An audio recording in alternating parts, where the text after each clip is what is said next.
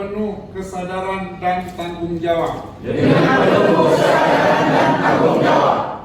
Berkomitmen penuh dan sungguh-sungguh. Melakukan pembangunan zona integritas.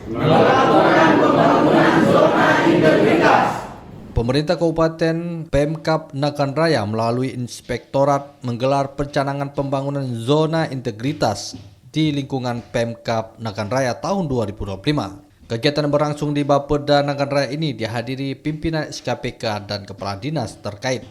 Pencanangan ditandai dengan pembacaan deklarasi pembangunan zona integritas oleh Bupati Nagan Raya, disusul penandatanganan piagam pencanangan zona integritas oleh Inspektur Kepala DPM PTSP dan Kepala Dukcapil. Penandatangan tersebut turut disaksikan Bupati Nagan Raya, Kepala KPPN Melabuh, dan unsur Forkopimda. Kegiatan juga dirangkai dengan penandatangan fakta integritas oleh pejabat struktural dan Inspektorat DPM PTSP dan Dukcapil sebagai bentuk komitmen bersama mewujudkan tata kelola pemerintahan yang bersih, transparan, dan melayani. Bupati Nagan Raya Dr. TR Kemangan SHMH menegaskan bahwa pencanangan ini merupakan langkah awal menuju pemerintahan yang bebas dari korupsi.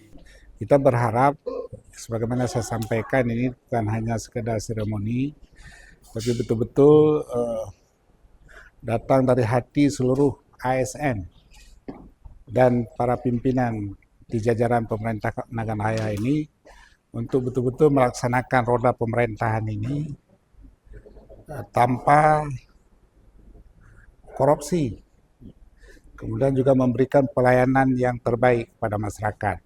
Inspektur Nagan Raya menyampaikan kegiatan ini sebagai bentuk komitmen bersama dalam mewujudkan pemerintah yang bersih. Pada hari ini di bawah kepemimpinan Bapak Bupati Dr.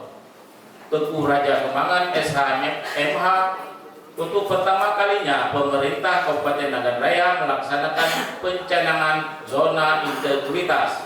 Acara kemudian dilanjutkan dengan penyampaian materi oleh tim KPPN Melabuh serta sesi diskusi bersama peserta.